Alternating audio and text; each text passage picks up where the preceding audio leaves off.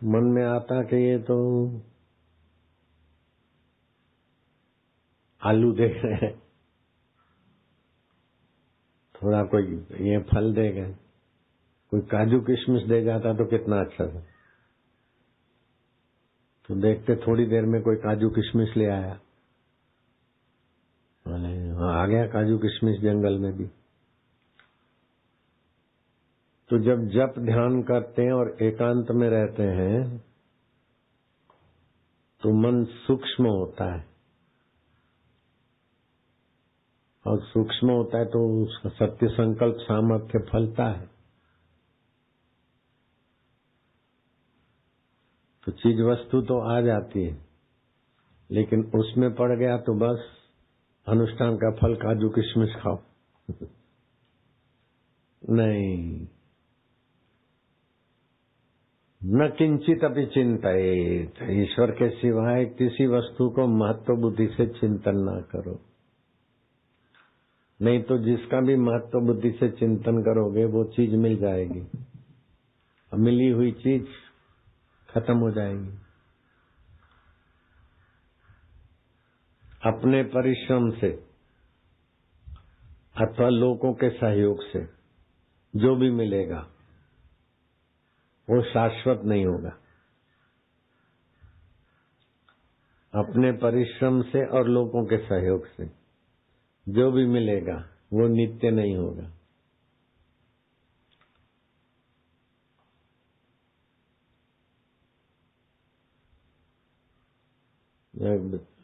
कर्म करते दूसरे की भलाई के लिए, अपने सुख की इच्छा नहीं है, तो वो कर्म योग हो जाता है।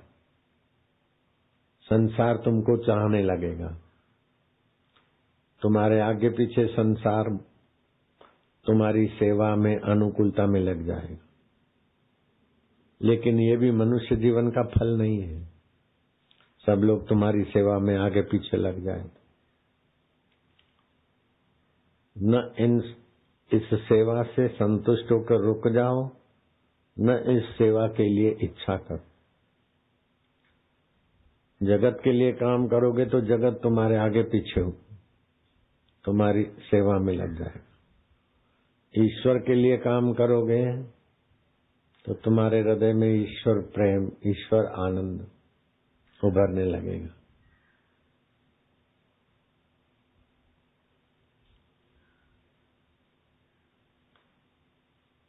और ईश्वर प्राप्ति के लिए काम करोगे तो काम करके फिर तुम निवृत्ति करोगे तो ईश्वर में शांति मिलेगी। ईश्वरीय शांति में अगर रमण नहीं करोगे तो ईश्वर तत्व का ज्ञान आ जाएगा।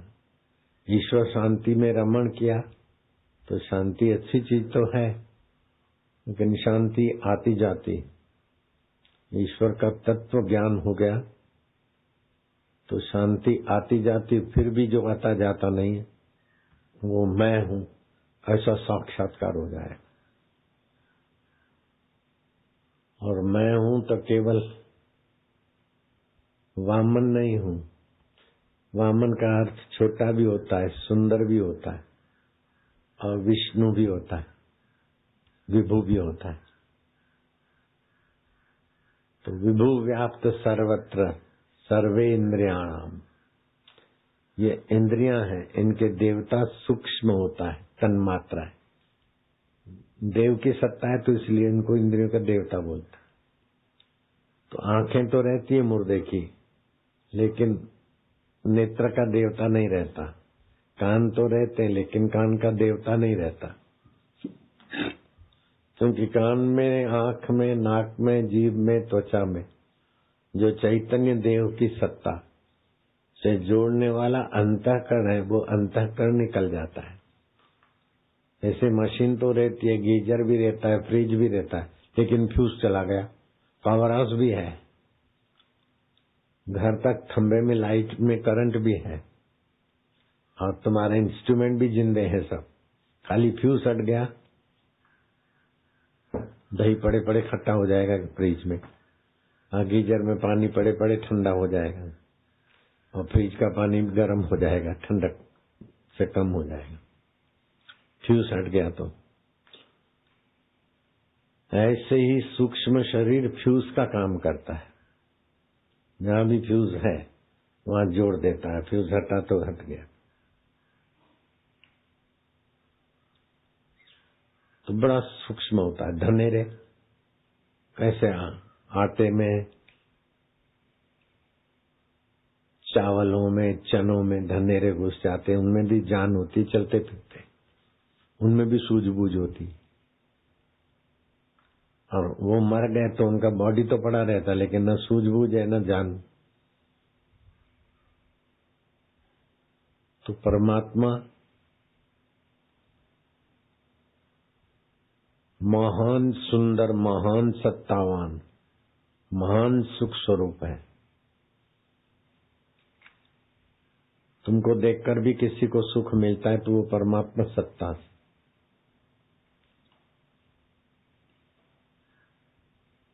परमात्मा सत्य भी है, चेतन भी है, आनंद स्वरूप भी है।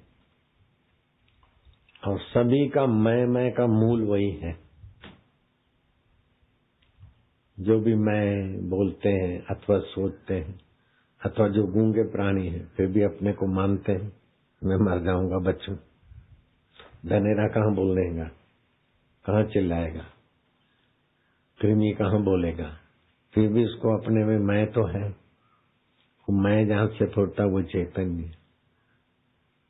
हरि व्यापक सर्वत्र समाना, प्रेम ते प्रगट हुई में जाना। हरि के निमित्त जो कर्म करते, हरि के निमित्त जो जप करते हैं, हरि को पाने का उद्देश्य करते तो प्रकट हो जाता है उसका आनंद स्वभाव, उसका रक्षक स्वभाव, उसका प्रेरक स्वभाव प्रकट हो जाता है।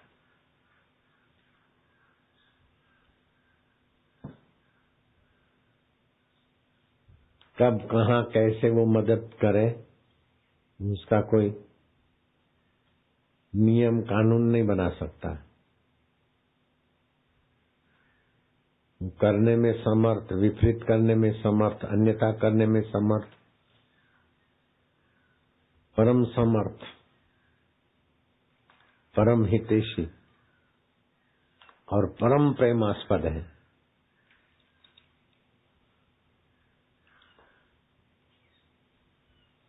उसको पाने के लिए श्री कृष्ण कहते हैं योगी युंजित सतत आत्मा।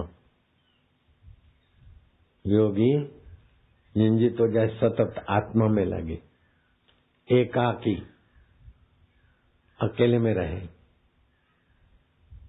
योगी युंजित सतत आत्मा, आत्मा एकाकी अपरिग्रह। सुख लेने के लिए बहुत चीजें नहीं रखे, नहीं तो बाहर के सुख में भटकता रहेगा तो अंदर का सुख में कैसे बैठेगा। दूसरा होगा तो बातचीत होगा, पत्नी ये ला दे, ये कर दे, सेवक ये ला दे, और पत्नी होगी तो फिर महीने 15 दिन संसारी व्यवहार में गिरेगा, 2 महीने में तो करा चट। इसलिए बोलते एकाकी अपरिग्रह। हाँ, दमदार हो, दीर्घ तपा जैसा, कबीर जी जैसा, वशिष्ठ जी जैसा तो अलग बात है, रामकृष्ण जैसा तो भी साधन काल में स्त्री पुरुष सानिध्य साधना में बड़ा खतरा है।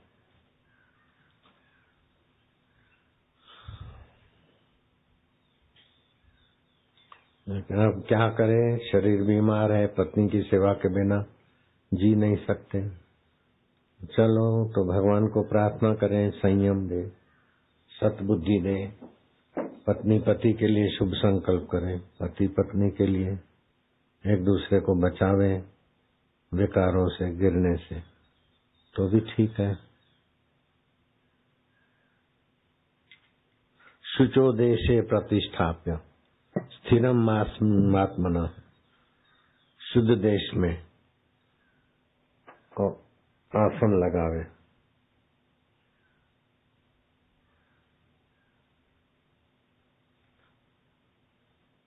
तत्रैव एकाग्र मन कृत्वा, वह मन को एकाग्र करे। चित्त चित्तेन्द्रिय उपक्रिया, चित्त को इंद्रियों को आपाधापी से रोकने के लिए ओमकार का जप कर लेवे, श्वासोश्वास में देखे, शास्त्र का अध्ययन करे,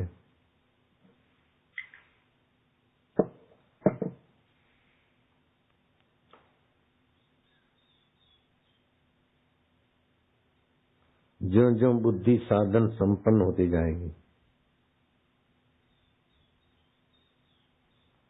त्यों त्यों भगवान के विषय में सूझबूझ की जिज्ञासा होगी। वो जिज्ञासा का सत्संग में उत्तर भी मिलता जाएगा। नहीं मिले तो कभी कभार पूछ के भी पा लेते हैं, लेकिन पूछे क्या, धीरे धीरे साधन भजन से अंदर से भी उत्तर आ जाता है। राम सुखदास महाराज को किसी भक्तों ने आके बताया कि बाबा ऐसा हो रहा है, राजस्थान में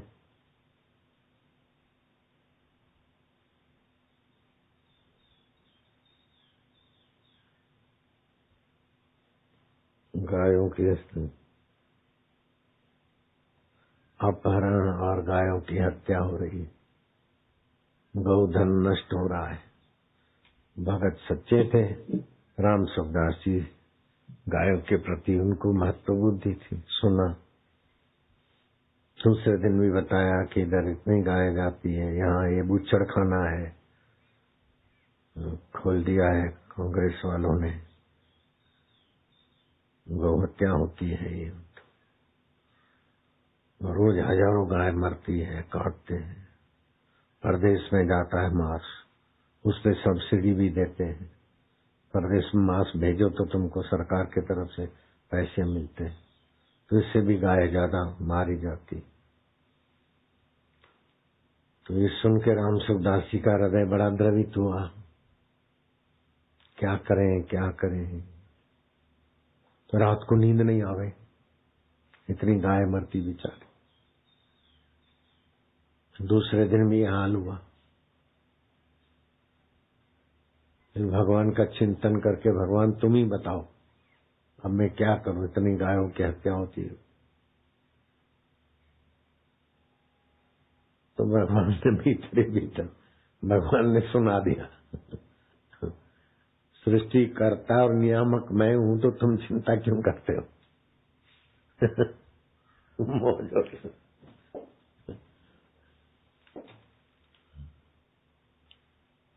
तो संतों के हृदय में प्रेरणा हो गई। अब हमारे को तो समय भी नहीं मिले तो 5000 गाय तो हमने रख ली। ऐसे दूसरा पथमेड़ा वाला महाराज है, उसने रख दी, किसी ने रख दी। अब गाय के दूध की कीमत लोग समझने लग गए, और गाय का घी 600, 700, 800 रुपए में लोग लेने लग गए। दुर्लभ होने लग गया गाय का दर्शन, गाय की चीज। अब विदेशी लोग गाय का महत्व समझने लगे, सरकार भी गाय के लिए देने लगी अनुदान आदि। हमारे पास गाय और एक सांड था, तो हमको तो बेचने का तो सवाल ही नहीं है, हम गाय को गाय बेचेंगे। फिर भी कोई आया, बोले गाय हमको दे दो, कितने में दोगे? एक गाय एक सांड, जितना पैसा मांगो ले लो। तो आश्रम वाले छोरे थे, बोले 2 लाख। एक गाय एक बैल का 2 लाख। बोले नहीं ये तो ज्यादा है, कम। ऐसे करते करते 1,70,000 में एक बैल एक गाय ले। 1,70,000, 70 के 75,000, 70, 1,70,000 तो है, फिर 74 है कि 78 है, भगवान जाने। 70 तो पार कर गया, 70 तो पक्का। 1,70,000, एक सांड एक गाय। तो है ना नियामक, वो विदेश में ले गया, कहीं ले गया, जो भी हो, कहीं। आपने निवाई गौशाला का कल देखा, मेरे को तो पता भी नहीं, और कल कितना टीवी में देखा आपने, निवाई गई गौशालों में गाय रुष्ट पुष्ट हो गई है, लोगों को रोजी मिलती है, ये मिलता है, वो अपने आप चल पड़ा। तो नियामक तो भगवान है ही है, हमें केवल उनकी प्रसन्नता, उनकी प्राप्ति, उनका स्वरूप, उनका स्वभाव जानना है। भगवान का स्वभाव के एक बार जान लेवे तो भगवान के भजन के बिना मन कहीं फंस नहीं सकता। सब कुछ करोगे लेकिन भगवान के भजन में मन लगा रहे। उमा राम स्वभाव जे ही जाना, ताही भजन तजी भाव न आना। भगवान का स्वभाव जान ले तो उसका भजन छोड़कर किसी भाव में रुकेगा नहीं, फंसेगा नहीं। ऐसा भगवान का स्वभाव। एक होता है स्वभाव, दूसरा होता है स्वरूप।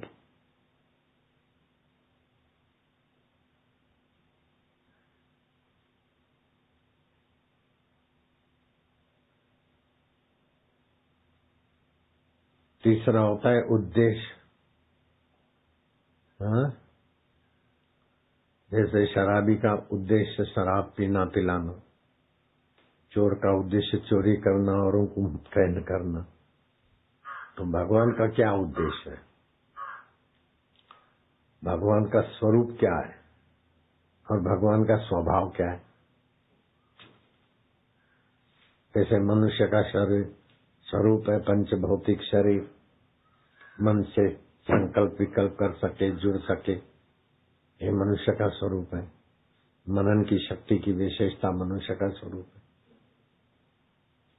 और मनुष्य का स्वभाव सात्विक, राजसी, तामसी, मननशील स्वभाव। बर्फ का स्वभाव शीतल है, पिघलना है।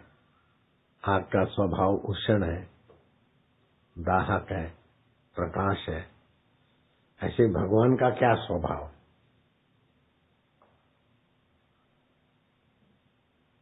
भगवान का स्वरूप क्या है।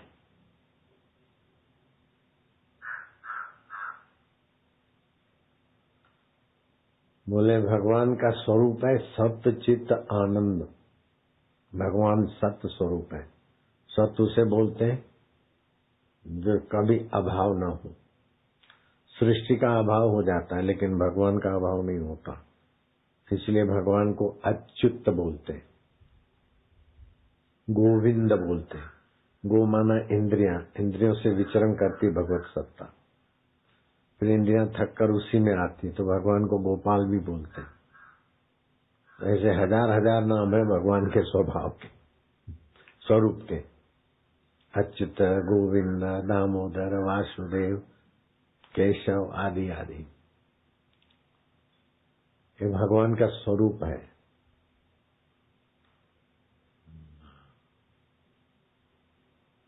और सर्वभूत हिते रताः,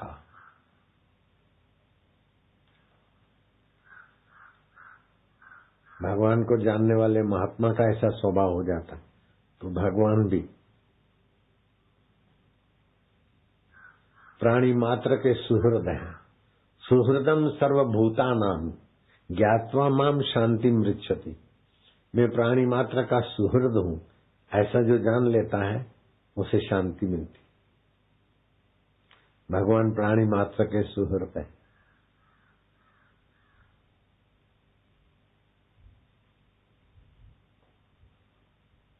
अब परंपरागत सुनी हुई कथाएं हैं। राजा भोज के दरबार में प्रश्न उठा,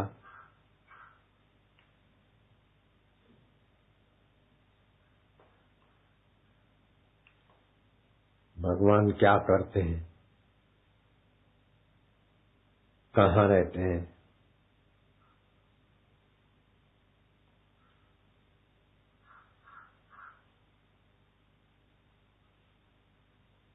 कैसे मिलते हैं।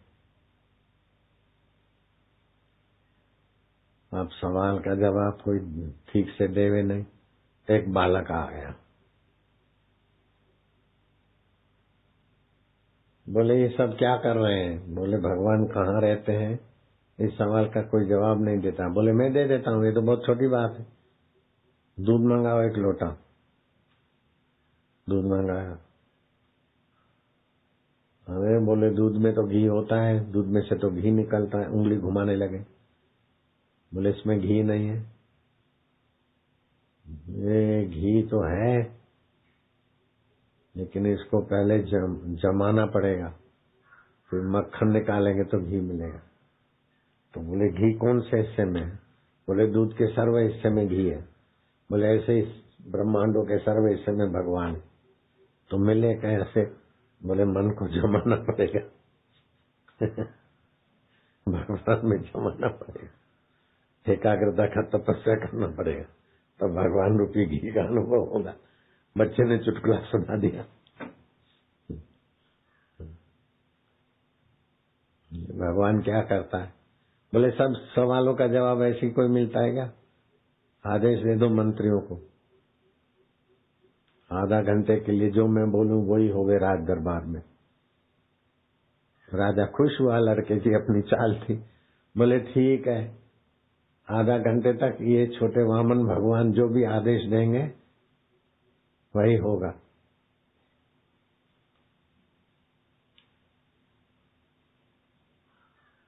बोले अब मेरी चलेगी पूरी दरबार में? बोले हाँ जी जी। बोले राजा साहब कुर्सी से गद्दी से नीचे उतरे, नीचे बैठे। नीचे बैठे। मंत्री राजा की गद्दी पे बैठो। राजा ने इशारा करा मान ले। बोले भगवान यही करते हैं, छोटे को बड़ा बना देते और बड़े का अहम मिटाने के लिए छोटा बना देते।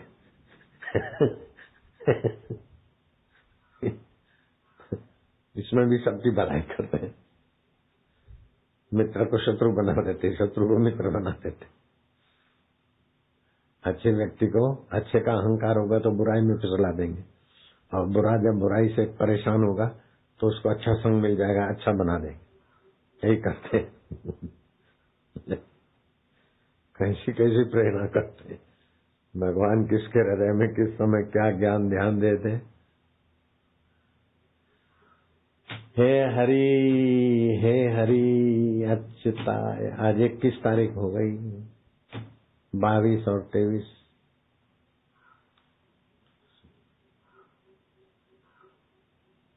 इक्कीस को 4 बजे जाएंगे, 24 को 4 बजे आ जाएंगे।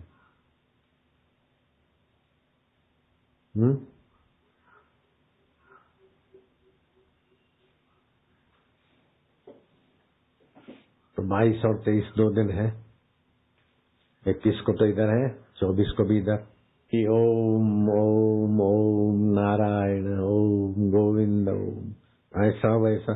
जो ध्यान करते समय आंख की पुतली पे जोर देते उनको आंखों में दर्द होगा, ध्यान तो नहीं लगेगा, बीमारी हो जाएगी। सहज में बैठो, कहीं जोर नहीं दो, सहज में। मेहनत मत करो, स्वाभाविक। जप ध्यान, जप इसलिए, उच्चारण इसलिए कि मन कल्पना में न जाए, मनोराज में न जाए। शांत बैठे, होठों से जप, फिर हृदय से भी जप चलता रहता। जप के अर्थ, मंत्र के अर्थ में लगे रहे।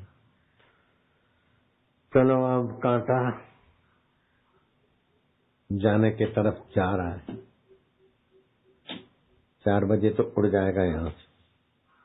फालसा आपको गर्मी से राहत तो दिलाएगा ही, शरीर के लिए काफी पौष्टिक भी है।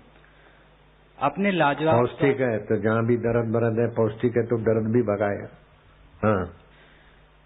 फालसा का फल, इसमें मौजूद magnesium, potassium, sodium, phosphorus, calcium, protein, carbohydrate, लोहा, विटामिन ए और विटामिन सी जैसे पोषक तत्वों से भरपूर है, इसलिए यह सेहत का खजाना भी है।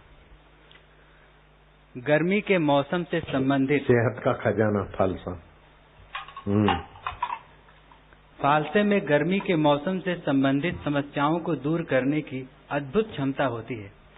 फालसे के रस को शांत, ताजा और आसानी से पचने और गर्मी में प्यास से राहत पहुंचाने वाला आदर्श ठंडा टॉनिक भी कहा जाता है। टॉनिक अब तो 500 रुपया से ज्यादा नहीं। विटामिन गले में होने वाली समस्याओं से निजात पाने के लिए काफी प्रभावशाली होता है। फालसा स्निग्ध, मधुर, अम्ल और तिक्त है। फालसे के पके फल स्वाद में मधुर, स्वादिष्ट, पाचन में हल्के, तृषा शामक, उल्टी मिटाने वाले, दस्त में सहायक, हृदय के लिए हितकारी, रक्त पित्त नाशक, वात शामक, कफ हरता। टोपी वाले को बोला, टोपी जो सफेद टोपी पहना है प्रकृति से, तो प्रकृति को सत्ता कहाँ से आती है? परमात्मा से।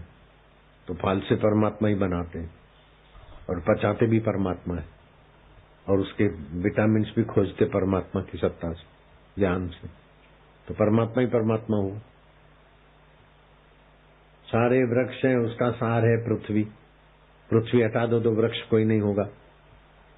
वृक्षों का सार है पृथ्वी। पृथ्वी का सार है जल। जल तत्व नहीं हो तो पृथ्वी टिकेगी भी नहीं। जल का सार है तेज। तेज आग नहीं होगी तो जल ही नहीं बरसेगा। तेज का सार है वायु। वायु नहीं हो तो आग पैदा ही नहीं होगी। लेकिन आकाश न हो तो वायु पैदा नहीं होगा। तो सबका सार है आकाश। सबको ठोर देता है। सब में आकाश है और सब आकाश में है। तो आकाश ब्रह्म के नजीक है, परमात्मा के। सबको धारण करता है आकाश, और सब में व्याप रहा है। छोटे से छोटा तुम्हारा अंग में भी आकाश व्यापक है। बोले लोहे में तो नहीं है। लोहे में आकाश नहीं होता तो भट्ठे में लोहा डालते तो अग्नि कैसे घुसती है? अवकाश है लोहे में भी। इतना सूक्ष्म है कि ठोस लोहे में भी अवकाश है। तो आकाश, तो पृथ्वी, जल, तेज, वायु, आकाश। तो पृथ्वी के वृक्ष, जीव, जंतु सब। पृथ्वी तत्व नहीं हो तो कोई जीव, जंतु, मनुष्य नहीं हो सकते। तो सारे मनुष्यों का, सारे वृक्षों का सार है पृथ्वी। पृथ्वी का सार है जल। जल का सार है तेज। तेज का सार है वायु। वायु का सार है आकाश। और आकाश का सार है प्रकृति, भगवान की शक्ति। प्रकृति का सार है महातत्व। महातत्व का सार है चिदावली चैतन्य। चैतन्य का सार है, चिदावली का सार है आत्मा चैतन्य। तो जैसे बाहर सार सार में व्यापक भगवान, ऐसे ही पंचभौतिक, फिर मन, बुद्धि, इंद्रियां, आकाश, सबका सार मैं जहां से उठता है। और मैं कौन हूं खोज ले तो परमात्मा वही है। नहीं खोजा तो जीव, देवेंद्र है, फलाना है, ऋषिकेश वाला है। ये सब उलझाने वाली बात है। सबका सार मैं चैतन्य। सबको सुलझाने वाला और सबको घुमाने वाला वही चैतन्य। अगर बाहर को सच्चा मानता है तो सब उल्टी चक्कर में घूमते। और गुरु मिल जाए और सार में आता है तो सब सीधा हो जाता है। सुहृदम सर्वभूतानाम, इसलिए बोलते योगी युंजित सतत आत्मा। योगी युंजित सतत आत्मा में रहे, एकाकी, एकांतवास, एकाकी, जब चित्तात्मा। निराशीर अपरिग्रह, आशा न रखे कि ये पाऊंगा, ये बनाऊंगा, ऐसा करूंगा, तो फिर ऐसा होने लगेगा और फिर उसी में फंस जाएंगे। अपरिग्रह, अपने सुख के लिए कोई साधन न बसावे, जो मिल गया खा ले। विवेकानंद भिक्षा करने जाते हैं और रोटी रूखी मिलती मोटी, फिर रोज रोज क्या भीख मांगने जाना। कल वाली पड़ी है तो आज चबा लो, परसों वाली पड़ी है तो चबा लो। डांट में से खून आ जाता था जुआन विवेकानंद को, फिर भी ध्यान भजन में लगे रहते। ऐसा एक आके तो महापुरुष हो गए। जीवनी शक्ति हाथों में होती है, इधर होती है, लेकिन आत्मचिंतन करो तो जब चाहे तब जीवनी शक्ति पावर में आ जावे। ध्यान से जीवनी शक्ति अथाह बढ़ती।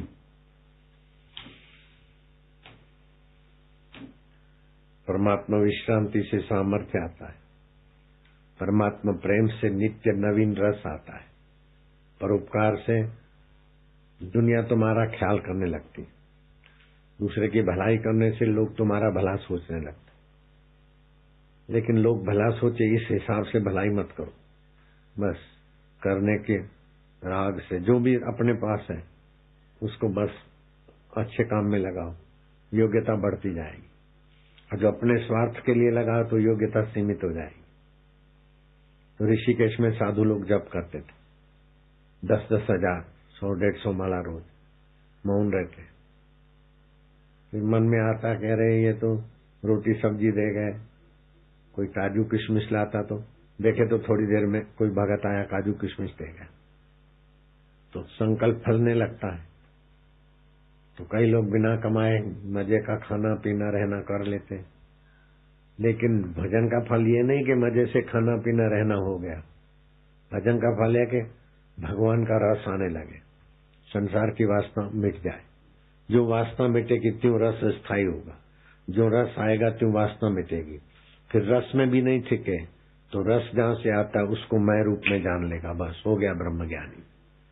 फिर रस का दाता बन जाएगा, जहां जाएगा रस रस। अभी दिल्ली में रस बरसेगा, फिर शाम को अहमदाबाद में रस बरसेगा, परसों बड़ौदा में रस बरसेगा, तरसों दिल्ली में और तरसों शाम को यहाँ।